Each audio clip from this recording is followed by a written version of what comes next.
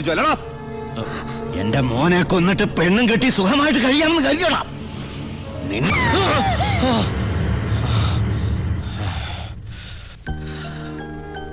ഞാൻ കാരണം ആ കുട്ടി വേണ്ട.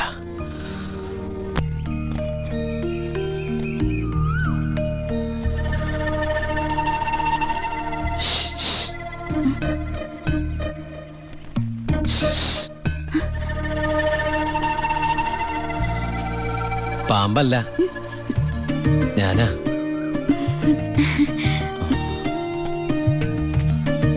കുട്ടി ഞെട്ടിയോ? ശബ്ദം കേട്ടപ്പോ ഞാൻ വിചാരിച്ചു പാമ്പാണെന്ന്. അല്ല, അത് ഒരു കാര്യം പറഞ്ഞോട്ടെ. ആരെങ്കിലും കണ്ടാലെന്താ? കല്യാണത്തിന് മുമ്പ് ഇങ്ങനെയൊന്നും പാടില്ല. എനിക്ക് കല്യാണത്തിന് മുമ്പേ ഇങ്ങനെയൊക്കെ പാടൂ. കുട്ടി എന്റെ കഥയൊന്ന് കേക്കണം. കഥയൊക്കെ എഴുതുവോ? എന്നിട്ട് വല്ല വാരികയിലും പ്രസിദ്ധീകരിച്ചോ? ആ കഥയല്ല, ഇതെന്റെ ജീവിത കഥയാ. കുട്ടിക്കൊരു സത്യം അറിയോ? ആദ്യമായിട്ട് ഞാൻ ദുബായിക്ക് പോയത് ഫ്ലൈറ്റിലല്ല, പിന്നെ കള്ള ലോഞ്ച് കയറിയ. അവിടെ എത്തും മുമ്പ് ആ ലോഞ്ച് മുങ്ങി. ഈശ്വര, എന്നിട്ട് വല്ലതും പറ്റിയോ? ഞാൻ ആ കരയിൽ കിടന്ന്, കര കാണാ കടലിൽ കിടന്ന് മരണത്തോട് മല്ലടിച്ചു. പിന്നെ എനിക്കൊന്നും ഓർമ്മയില്ലായിരുന്നു. ബോധം തെളിഞ്ഞപ്പോ ഞാൻ ദുബായിലുള്ള ഒരു ക്രിസ്ത്യാനി ഷെയ്ഖിന്റെ വീട്ടിലായിരുന്നു. എന്നെ രക്ഷിച്ചത്, എനിക്കൊരു ജോലി വാങ്ങി തന്നത് എല്ലാം ആ ഷെയ്ഖിന്റെ കാരുണ്യ. ഒരിക്കൽ ആ ഷെയ്ഖച്ചൻ എന്നോട് പ്രത്യുപകാരം ചോദിച്ചു. അദ്ദേഹത്തിന്റെ അന്ധയും ബദിരിയും മൂകയും വികലാംഗയുമായ മകളെ എന്നോട് കല്യാണം കഴിക്കാമോന്ന്. ആ ഷെയ്ഖിന്റെ മുമ്പിൽ ഞാൻ ഷോക്കായി. കടപ്പാടുകൾ മറക്കാത്ത ഞാൻ അതിനെ സമ്മതിച്ചു. ഞാൻ തിരിച്ചു ചെല്ലുന്നും കാത്ത് അന്ധയായ ആ കുട്ടി കണ്ണിൽ എണ്ണൊഴിച്ച് കാത്തിരിക്കുക. ആ കുട്ടിയെ മറക്കാൻ എനിക്കാവില്ല. സോറി. കരയ ഇതുകൊണ്ട് കണ്ണീരൊപ്പിക്കോളൂ. ആരും കാണണ്ട. എന്നിട്ട് കുട്ടി വീട്ടിലേക്ക് വെക്കോളൂ. പിന്നെ ആര് കേട്ടാലും ഈ കഥ വിശ്വസിക്കില്ല. അതാ എൻ്റെ കഥയുടെ കുഴപ്പം. വീട്ടിൽ ആരോട് ചെന്നത് പറയണ്ട. അവരാരെങ്കിലും ചോദിച്ചാ കുട്ടിക്ക് എന്നെ ഇഷ്ടായില്ലെന്ന് മാത്രം പറഞ്ഞാൽ മതി.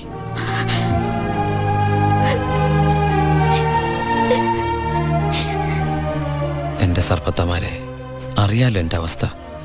ഈ പാവം കുട്ടിയെ ചതിക്കാൻ എനിക്കാവില്ല.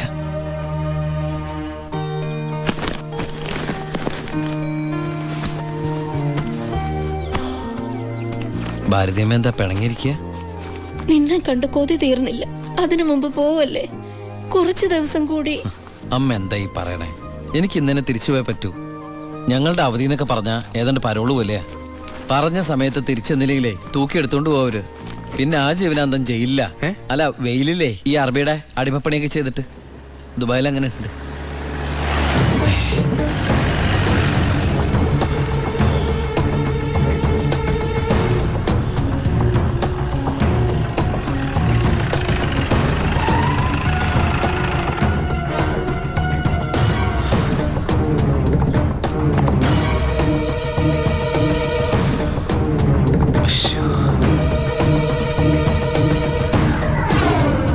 ഏട്ടനെന്താ പതുങ്ങി നോക്കുന്നത്?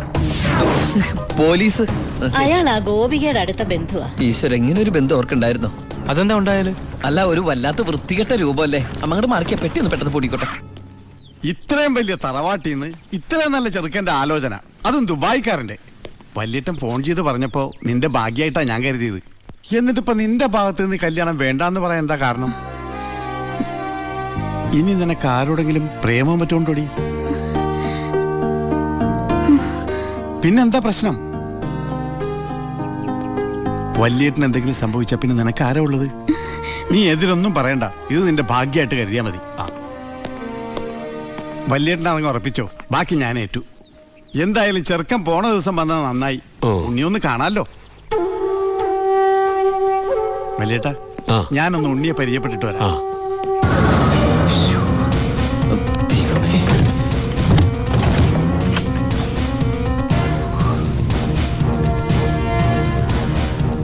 ഏട്ടാ, എല്ലാം എടുത്തിട്ടുണ്ടോ? ഒന്നും മറന്നില്ലല്ലോ? ഒന്നും മറന്നിട്ടില്ല. നീ ഒരു കാര്യം ചെയ്യ്, പെട്ടെന്ന് ഈ സ്ഥലം എടുത്ത് ഇതുവഴി വണ്ടി കയറിക്കോ. മോളെ എല്ലാം ഓക്കെ അല്ലേ?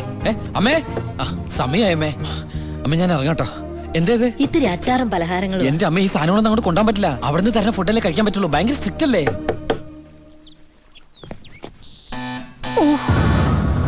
ആരോ ബെല്ലടിക്കുന്നുണ്ടല്ലോ. അല്ല എടാ ഹലോ അവിടെ നിന്നേ നിന്നേ. ഏയ് അത് പിച്ചക്കാരനാ പിച്ചക്കാരൻ. ഞാൻ 10 രൂപ കൊടുത്തപ്പോ 100 രൂപ വേണമെന്ന്. ഗൾഫുകാരുടെ ഒരു അവസ്ഥ നീ അവനെ ഞാനിന്ന് എടാ അവൻ അവിടെ നിന്ന് അടിക്കട്ടെ. നമ്മുടെ മനസ്സിൽ അടിക്കുന്ന പിച്ചക്കാരാണോ? നിങ്ങൾ വന്നേ മോളിൽ വന്നേ പെട്ടെന്ന് വാ. ദേ സാധനങ്ങൾ എടുത്തിട്ട് വേഗം വണ്ടിയിലേക്ക് എടുത്ത് വെച്ചേ. അമ്മേ ആ ആളനക്കും ഇല്ലല്ലോ.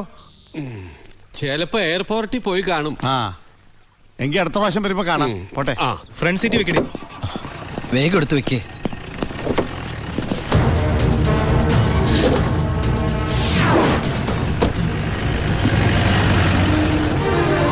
അയാള് പോയി. ആ നിർത്ത്. ആ പൊറോട്ട എടുത്ത്. ആ അയാള് വരുന്നു. എന്താ എന്ത് പറ്റി? ഓ എന്തൊരു ചൂടാണ് അത്. ഭയങ്കര ചൂട്. ഞാൻ ഒന്നുകൂടി കുളിച്ചിട്ട് വരട്ടെ. നാട്ടുവെള്ളത്തിൽ ഒന്ന് കുളിക്കണമെങ്കിൽ എത്ര നാൾ കഴിയണം? ദുബായ് കിട്ടുന്ന വെള്ളമുള്ളടാ. ഡീസൽ അല്ലേ ഡീസൽ.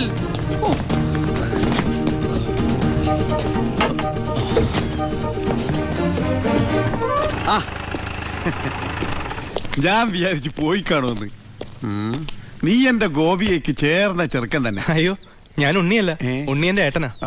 ഉണ്ണി എവിടെ ഒന്നും കണ്ടില്ലല്ലോ. ഉണ്ണിയേട്ടാ എന്താടാ? ഒരാൾ കാണാൻ വന്നിരിക്കുന്നു. അയ്യോ ഈ സമയത്താ? ഉണ്ണി കുളിക്കല്ലേ? ആ കുളിച്ചോണ്ടിരിക്കുക. ആരാടത്? ദിവാകരൻ, അപ്പുറത്തെ വീട്ടിലെ ഗോപിയുടെ കൊച്ചച്ഛൻ. ഭാവിയിൽ ഉണ്ണിയുടെ ഒരു ബന്ധുവായിട്ട് വരും. ജയിലറാ. അതെയാ? ആ ഒന്ന് മുഖം കാണിക്കാൻ വേണ്ടി വന്നതാ. മുഖം കാണിക്കാൻ ഞാനെന്താ രാജാവാ? ഓ ഫലിതപ്രിയൻ. നമ്മൾ തമ്മിൽ കാണേണ്ട കാര്യം പറഞ്ഞത്. ഞാൻ കണ്ടിട്ടുണ്ട്. എവിടെ വെച്ച്?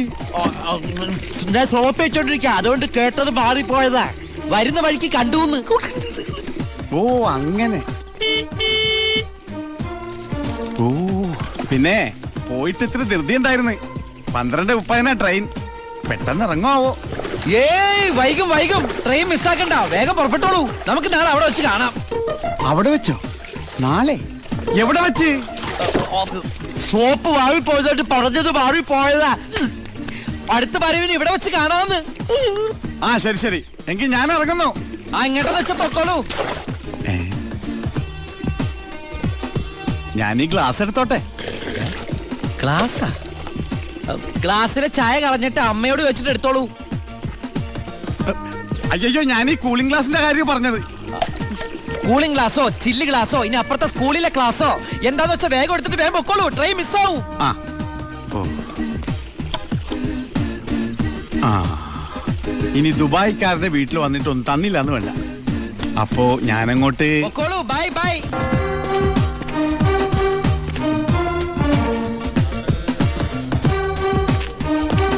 ആ ഇതാര്? പണ്ടോർക്കെല്ലാം വെച്ചിരിക്കണ എന്റെ ക്ലാസ് ആടാ. സത്യത്തിൽ ഇയാള് പോലീസ് അതോ കുള്ളനാ? കള്ളനാ? നീ നാട്ടിലൊക്കെ പോയൊന്ന് മിനിങ്ങിയിട്ടുണ്ടല്ലോടാ പരമശിവം. അത് സാറി ഗ്ലാസ് വെച്ച് നോക്കിട്ട് തോന്നണതാ. പരോള് കഴിഞ്ഞു വന്നപ്പോ നീ എനിക്കെന്താ കൊണ്ടുവന്നേ? വെച്ചാലിണങ്ങാത്തൊരു കൂളിംഗ് ഗ്ലാസ് അതില്ലേ? ഇവനാ? ഇത് ദുബായിലുള്ള എന്റെ ഒരു ഫ്രണ്ട് തന്നതാ. ഫ്രണ്ടോ? ആ ഫ്രണ്ട് എന്ന് പറഞ്ഞ ക്ലോസ് ഫ്രണ്ട്. ആ കക്ഷിയെ കൊണ്ട് എന്റെ വലിയേട്ടന്റെ മോളെ കെട്ടിക്കാൻ പോവാ. ചെറുക്കന്റെ സ്വഭാവമൊക്കെ അന്വേഷിച്ചിട്ട് പോരെ കല്യാണം? ഇല്ല പരമശിവ. ഞാൻ ആരാ? പോലീസാ. ആഹാ. ആ. അപ്പൊ ആ സംശയവും തീർന്നു. ഡാ, ഏ? ചെക്കനെ കുറിച്ചുള്ള ഫുൾ ഡീറ്റെയിൽസ് എടുത്തു. ആണാ? അവന് 24 ക്യാരറ്റാ. എന്റെ വ്യാകുല മാതാവ് എന്നെ കൊല്ലും. ചുമ്മാ ഇരുടാ. ഇത് കണ്ട? ഇതവന് ദുബായിക്കുള്ള കത്ത. എന്തിനാ ഇപ്പൊ കത്ത്? കാര്യം അങ്ങോട്ട് നേരിട്ട് പറഞ്ഞൂടെ? അതിനും ദുബായിക്ക് പോയില്ലേ? ആ അവൻ ദുബായിലെത്തി. ഇത് വെറും ഒരു കത്ത് മാത്രമല്ല, ഒരു ലിസ്റ്റ് കൂടെ ഉണ്ട്. ഒരു DVD, ഒരു TV, ഒരു മൊബൈൽ, അങ്ങനെ ചിന്ന സാധനങ്ങള്. പോലീസല്ലേ മോനെ, ഓസിന് കിട്ടിയാ വിടുവാ. കാശിനൊക്കെ ഇപ്പൊ എന്താ വില? ടൈറ്റാ. ചിന്നാടൻ ബാബുവിനെ ആശുപത്രിയിലാക്കാൻ വേണ്ടി ലക്ഷങ്ങൾ ഏമാർക്ക് വീശിന്നാണല്ലോ കേട്ടത്. പോടാ. അത് ശരി. അപ്പൊ അതാണ് അവനിവിടെ കാണാത്തത്.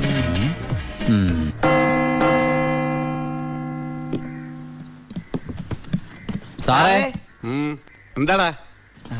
നീ എവിടേക്കാ? എഞ്ചാടാ? എനിക്കൊരു രഹസ്യം പറയാനുണ്ടായിരുന്നു. ഉം. ഞാനിപ്പോ പരോളിന് നാട്ടിൽ പോയി. കയ്യെടുക്കടാ. അതെ, വിജിലൻസ് ആൻഡ് ആന്റി കറപ്ഷൻ ഡിപ്പാർട്ട്മെന്റിലുള്ള എൻ്റെ ഒരു സുഹൃത്തിനെ ഞാൻ കണ്ടു. ആള് പറയാ ജയിലിൽ നടക്കുന്ന അഴിമതികളെ കുറിച്ച് അന്വേഷിക്കാനായിട്ട് അവര് രഹസ്യമായിട്ട് സ്ക്വാഡിനെ ഇവിടെ ഇറക്കിയിട്ടുണ്ടെന്ന്. ഇവിടെ? ആ കള്ളത്തരത്തിൽ ചിലരെ ആശുപത്രി കിടത്താൻ കൂട്ടി നിൽക്കുന്നവരൊക്കെ പിടിച്ച് അകത്തിടും അത്രേ. അങ്ങനെ എന്തെങ്കിലും ഉണ്ടെങ്കിൽ സാറ് സൂക്ഷിക്കണം കേട്ടോ. അയ്യോ. ആ പിന്നെ ഞാനിത് പറഞ്ഞു ആരോടും പറയരുത്.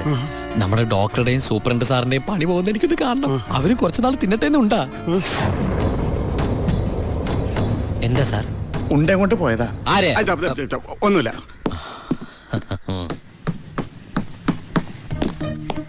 നീ 100 പേര് എണ്ണി തീരുന്നതിന് മുമ്പ് ചിന്നാടൻ ബാബു സെല്ലിലുണ്ടാവും. ചുമ്മാ എണ്ണടോ. 1 ആ 2 ആ 3 ആ. സത്യമാണോടു? അതെ സാർ.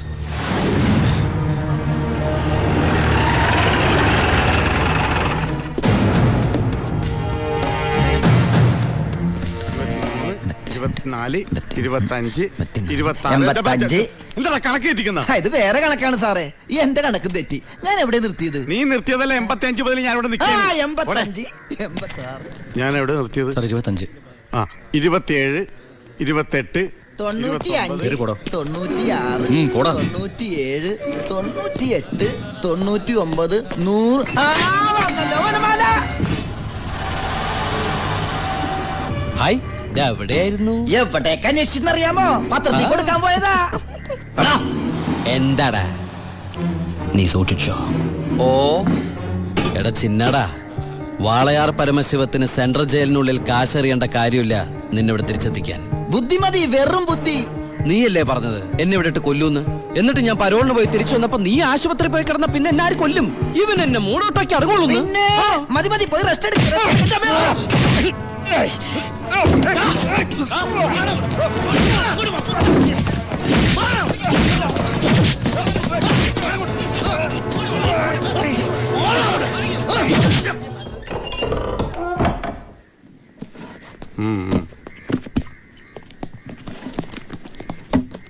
നിന്റെ ആരാടാ ദുബായിലുള്ളത്?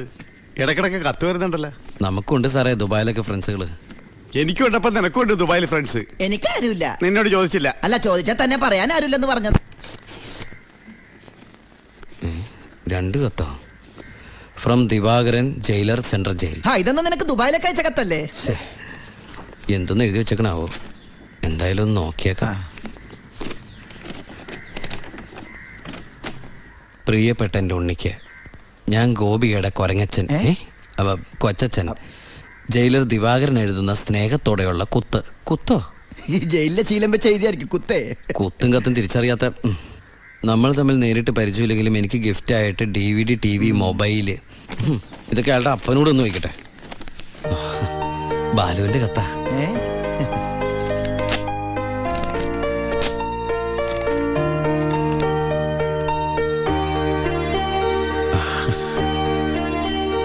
ബാലുവിന് SI സെലക്ഷൻ കിട്ടി. അവൻ ട്രെയിനിങ്ങിന് ചേർന്നു. ബെസ്റ്റ്. ആദ്യത്തെ പോസ്റ്റിംഗ് ഈ ജയിലിലും ആയിരിക്കണം. അയ്യോ, അങ്ങനെയൊക്കെ സംഭവിക്കൂ? പറയാൻ പറ്റില്ല. നിന്റെ ബെസ്റ്റ് ടൈം അല്ലേ, ചിലപ്പോ അങ്ങനെ സംഭവിച്ചേക്കാം. ചുമ്മാ ഇരടാ, മനുഷ്യനോട് പൈലോ ഒന്ന് ടെൻഷൻ അടിക്കുമ്പോൾ അവൻ്റെ ഒരു തമാശ. എന്നാ നീ ഒരു മറുപടി എഴുത്. നിന്റെ ശിക്ഷ കഴിഞ്ഞിട്ട് ജോലിക്ക് കയറിയാ മതി. എടാ മണ്ട, ഒരു കത്ത് ഞാൻ എഴുതിയാലും വീട്ടിൽ നിന്ന് എഴുതിയാലും കയ്യിലെത്താൻ 1 മാസം എടുക്കും. ദുബായിലുള്ള എന്റെ ഫ്രണ്ട് കാസമിന്റെ പണിയാ കത്തുകൾ അങ്ങോട്ടും ഇങ്ങോട്ടും കൈമാറി അയച്ചോണ്ടിരിക്കുന്നത്.